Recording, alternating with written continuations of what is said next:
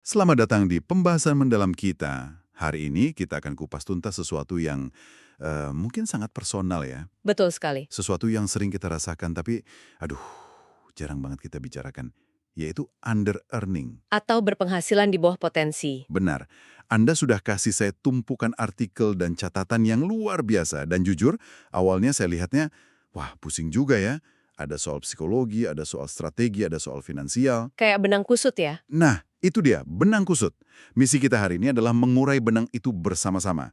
Ini bukan cuma soal cara dapat uang lebih banyak kan, tapi lebih dalam dari itu. Jauh lebih dalam. Ini soal menyelaraskan nilai diri kita dengan angka di rekening. Oke, Dan analogi benang kusut itu pas banget. Karena semua materi yang Anda kumpulkan ini seakan-akan berteriak satu hal yang sama. apa itu? Under earning itu bukan soal males, bukan soal kurang kerja keras. Justru kebalikannya ya. Ironisnya, iya. Salah satu artikel bahkan bilang banyak orang yang berpenghasilan rendah itu justru yang paling sibuk, paling kerja keras. Masalahnya ada di tempat lain, Di mana tuh? di tanda-tanda yang lebih halus, yang sering kita anggap normal aja. Nah, ini dia. Tanda-tanda halus. Saya penasaran, apa aja itu? Soalnya kan kebanyakan orang mikirnya, ya tandanya gaji saya kecil, titik. Sesederhana itu. Ternyata jauh lebih rumit. Gaji kecil itu hasilnya, bukan gejalanya. Oke. Gejalanya itu misalnya penghasilan Anda sebenarnya lumayan, cukup oke, tapi kok ya selalu habis sebelum akhir bulan. Wah, Atau ini yang paling umum, Anda susah banget nolak kalau diminta kasih jasa atau waktu secara gratis. nggak enakan ya. Nah, nggak enakan, cuma bantu temen kok. Gejala lain yang menarik itu menunda-nunda hal penting. Janjinya mau update LinkedIn, mau update portofolio. Tapi udah 6 bulan nggak kesentuh. Persis. Bahkan ada yang lebih dalam lagi, perasaan gak nyaman atau bersalah gitu pas terima uang. Seolah-olah kita nggak pantas dapat. Wow. Oke. Itu langsung kerasa nusuk di beberapa bagian. Jadi, ini masalahnya bukan di slip gaji, tapi di kepala kita ya. Tepat. Di beberapa catatan ini ada istilah yang muncul terus, money scripts. Ini kedengarannya kayak naskah grama soal uang. Maksudnya apa sih sebenarnya? Tepat sekali. Manuskrip itu cerita-cerita tentang uang yang tanpa sadar kita serap dari kecil. Dari orang tua, lingkungan gitu ya. Betul. Dari orang tua, lingkungan, media. Cerita ini jadi semacam, Program bawah sadar yang ngatur perilaku kita. contohnya kayak gimana? Mungkin Anda pernah dengar uang itu akar segala kejahatan. Atau orang kaya itu pasti serakah. Atau bahkan yang terdengar positif. Yang penting kerja ikhlas, rezeki ngikutin. Tunggu-tunggu. Kalau gitu, apa ini artinya kita cuma nyalain masa lalu aja? Kayaknya kok jadi gampang banget ya? Oh, saya begini karena dulu orang tua saya bilang. Pertanyaan bagus banget. Tujuannya bukan menyalahkan. Sama sekali bukan, tapi menyadari. Awareness. Oke, Kita kan nggak bisa mengubah program kalau kita nggak tahu program apa yang lagi jalan. Materi-materi ini ngajak kita buat nanya ke diri sendiri. Apa sih cerita yang saya yakini soal uang? Saya merasa bersalah nggak kalau minta bayaran yang layak? atau mungkin takut sukses. Nah, itu dia. Apa saya diam-diam takut kalau benar-benar sukses nanti teman-teman ngejauh? Ini langkah pertama yang krusial. Kenali naskah yang selama ini kita mainkan tanpa sadar. Oke, masuk akal. Ini nyambung sama konsep lain yang saya temukan. Namanya menarik banget. Worth Barometer. Iya, Kedengarannya kayak semacam termostat internal buat penghasilan kita. analogi termostat itu sempurna. Worth barometer itu setelan internal kita tentang seberapa besar kita merasa pantas dibayar. Dan yang menyetel barometer ini, Adalah manuskrip yang tadi kita bahas. Kalau dari kecil Anda terbiasa dengan naskah bahwa jadi orang jangan neko-neko, terima apa adanya aja, ya? barometer kita disetel rendah. Betul. Akibatnya, secara nggak sadar, Anda akan nolak proyek besar karena mikir, kayaknya saya belum sanggup deh. Atau bahkan nggak pernah kepikiran negosiasi gaji. Karena merasa segini aja udah syukur. Tepat. Jadi, kalau barometernya disetel rendah, sekalipun ada peluang emas di depan mata, kita bakal cari cara buat menghindarinya. Ini menjelaskan kenapa ada orang yang kayaknya selalu kurang beruntung dalam karir. Mungkin bukan soal keberuntungan, tapi soal barometer internalnya. Persis. Dan semua bacaan ini menuntun ke satu arah. Kita harus secara sadar mengubah pola pikir. Dari pola pikir kelangkaan atau scarcity, Yang fokusnya ke rasa takut uangnya nggak akan cukup, ke pola pikir kelimpahan atau abundance. Ini bukan soal positivisme buta loh ya, tapi soal membuka mata bahwa peluang itu ada dan kita pantas meraihnya. Oke, oke. Fondasi psikologisnya mulai kerasa kokoh nih. Kita sadar ada naskah dan barometer yang salah settle. Ya, Tapi kan kesadaran aja nggak bayar tagihan. Nah, sekarang bagian yang paling menantang. Apa yang harus dilakukan? Mulainya dari mana? betul. Dan kalau coba melakukan semuanya sekaligus, pasti kewalahan. Kunci yang saya tangkap dari semua sumber ini adalah mulai dari hal yang paling fundamental. Yaitu, Tahu nilai pasar Anda? oke, Ini langkah pertama untuk mengkalibrasi ulang worth barometer tadi. Tapi pakai data, bukan pakai perasaan. jadi lupakan dulu soal negosiasi atau minta naik gaji. Betul. Langkah nolnya itu riset. Riset? Oke. Maksudnya kita buka situs lowongan kerja, terus lihat-lihat gitu. Bisa, tapi ada cara yang lebih terstruktur. Beberapa artikel menyarankan pakai platform kayak Glassdoor, Payscale, atau bahkan LinkedIn Salary. Ah, ya, ya, ya. Anda masukkan posisi, level pengalaman, kota, nanti keluar rentang gaji yang wajar. Ini powerful banget. Karena mengubah obrolan di kepala kita ya. Tepat. Dari yang tadinya, kayaknya gaji saya kekecilan deh, menjadi menurut data pasar, standarnya itu sekian. Saya setuju soal pentingnya data, tapi salah satu catatan juga nyinggung untuk peran-peran kreatif atau di industri yang baru banget, data kayak gitu sering nggak akurat. Atau bahkan nggak ada sama sekali. Nah, terus gimana? Apa kita kembali ke perasaan? Pertanyaan yang sangat penting. Untuk peran-peran kayak gitu, risetnya memang harus lebih manual.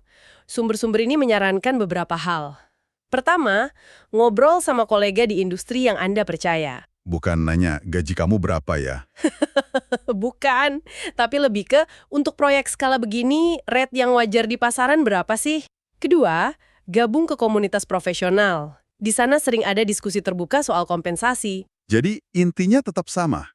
Ganti perasaan dengan data. Entah itu data kuantitatif dari platform atau kualitatif dari komunitas. Oke. Nah, setelah kita punya data ini, apa yang kita lakukan dengannya? Ini kan bagian yang paling bikin deg-degan, negosiasi. Nah, yang menarik dari semua sumber ini adalah cara mereka melihat negosiasi. Negosiasi itu bukan soal adu argumen, tapi soal terapi. Terapi, maksudnya? Anda itu bukan sedang melawan atasan Anda. Anda sedang melawan manuskrip di kepala Anda sendiri. Data dari Payscale itu bukan amunisi buat bos. Tapi obat penenang buat worth barometer kita yang di setel kerendahan. Tepat. Ketika Anda melihatnya seperti itu, seluruh prosesnya jadi nggak terlalu mengintimidasi kan? Saya suka sekali cara membingkainya seperti itu. Jadi data itu untuk meyakinkan diri kita sendiri dulu, baru orang lain. Persis. Dan setelah mentalnya siap, siapkan buktinya. Jangan cuma bilang, saya pekerja keras, tapi katakan, di kuartal terakhir saya pimpin proyek X yang berhasil meningkatkan efisiensi 15%. Kuantifikasi pencapaian. Betul. Angka itu jauh lebih persuasif daripada kata sifat. Soal latihan negosiasi ini, saya jadi ingat pengalaman pertama saya. Saya nulis skrip, terus baca di depan cermin. Rasanya konyol banget. Haha, iya. Tapi jujur, waktu hari H, otot-otot itu udah terlatih. Kalimatnya keluar lebih lancar, meskipun jantung rasanya muy kopot. Jadi, jangan remehkan bagian bermain peran ini. Itu contoh sempurna. Latihan itu membangun memori otot verbal. Oke, mendengar soal negosiasi dengan data kuantitatif itu rasanya powerful ya. Tapi kemudian saya mikir, apa gunanya ngisi ember kalau embernya bocor? Nah, itu dia. Beberapa artikel juga menyoroti hal yang sama. Percuma pendapatan naik kalau dasar manajemen keuangannya berantakan. Tentu. Tanpa fondasi yang kuat, kenaikan gaji hanya akan memicu inflasi gaya hidup. Pendapatan naik, pengeluaran ikut naik. Balik lagi ke titik nol. Makanya, langkah paralel yang nggak kalah penting adalah mengelola apa yang sudah ada. Sumber-sumber menyarankan untuk mulai dengan melacak pengeluaran. Pakai aplikasi atau buku catatan biasa ya? Betul, nggak perlu rumit. Tujuannya cuma satu, kesadaran. Tahu persis uang Anda perginya kemana. Dan dari kesadaran itu, muncul prinsip yang selalu diulang-ulang dimanapun. Bayar diri Anda terlebih dahulu. Apa sih makna praktisnya? Makna praktisnya itu adalah mengubah urutan prioritas. Kebanyakan orang kan terima gaji, bayar tagihan, belanja, sisanya baru nabung. Kalau ada sisa. Nah, itu dia. Prinsip ini membaliknya. Terima gaji, langsung sisihkan sekian persen buat tabungan dan investasi, baru sisanya dipakai untuk hidup. Jadi ini bukan soal besarannya, tapi soal membangun kebiasaan. Tepat. Dan yang paling utama, prioritaskan membangun dana darurat. Cukup untuk biaya hidup 3-6 bulan. Dana darurat ini sering disebut jaring pengaman finansial. Lebih dari itu, salah satu catatan menyebutnya sebagai dana keberanian. Dana keberanian, saya suka istilah itu. Karena saat Anda punya dana darurat yang cukup, Anda punya kekuatan untuk bilang tidak pada pekerjaan yang toksik atau ambil risiko pindah karir. Anda nggak lagi bikin keputusan karena panik. Tapi karena pilihan. Ini secara langsung memutus siklus under-earning. Selain itu, ada juga pembahasan soal diversifikasi pendapatan. Jangan menaruh semua telur dalam satu keranjang. Benar, ini strategi membangun ketahanan. Jangan cuma bergantung pada satu gaji. Jelajahi side hustle. Bisa lewat platform freelance ya? Bisa seperti Upwork atau 1000 Launcher. Atau ciptakan pendapatan pasif. Nah, bagi para freelancer dan pemilik bisnis, ada satu peringatan keras. Apa itu? Waspadai scope creep. Scope creep. Itu penyakitnya para pekerja kreatif kan? Pekerjaan yang terus nambah melebihi kesepakatan awal. Tepat sekali, klien minta revisi dikit, tambahan kecil, dan tiba-tiba Anda kerja 2 kali lipat untuk bayaran yang sama. Itu bentuk klasik dari under-earning. Betul. Solusinya menurut sumber-sumber ini adalah punya kontrak dan kebijakan yang sangat jelas dari awal. Tentukan berapa kali revisi, apa saja yang di luar lingkup. Jadi kita punya dasar yang kuat untuk bilang, tentu tambahan itu bisa dikerjakan dan biayanya akan sekian. Persis. Mendengar semua ini, mengubah pola pikir, riset, negosiasi, kelola keuangan, terdengar hebat tapi juga terdengar sepi. Ya, Rasanya seperti perjuangan yang harus dilakukan sendirian di dalam kamar. dan itulah mengapa bagian ketiga dari semua materi ini sangat penting. Anda tidak harus melakukannya sendirian. Lingkungan. Ya, lingkungan itu pengaruhnya luar biasa. Kalau Anda dikelilingi orang yang selalu ngeluh soal uang atau sinis sama kesuksesan, ya susah. Jadi kita harus secara aktif memilih lingkungan kita. Betul. Secara sadar, cari mentor dan komunitas. Kelilingi diri Anda dengan orang-orang yang ingin melihat Anda berhasil. Bisa gabung ke grup profesional atau bikin kelompok akuntabilitas kecil, gitu. Tepat, di sana Anda bisa berbagi kemajuan, tantangan, dan saling menyemangati. Tapi gimana cara menemukan komunitas yang tepat? Kadang grup profesional bisa terasa sangat formal dan intimidatif. Poin yang valid. Kuncinya adalah mencari keselamatan psikologis. Mulai dari yang kecil saja. Mungkin bukan konferensi besar, tapi mastermind group berisi 4-5 orang. Atau forum online. Bisa. Terkadang, dukungan terbaik datang dari orang yang 1 atau 2 langkah di depan Anda, bukan yang sudah di puncak gunung. Mereka masih ingat rasanya mendaki. Dan terkadang teman atau mentor saja nggak cukup. Kapan kita harus mempertimbangkan bantuan profesional? Saat Anda merasa berputar-putar di masalah yang sama, Oh, sumber-sumber ini membedakan 2 jenis bantuan.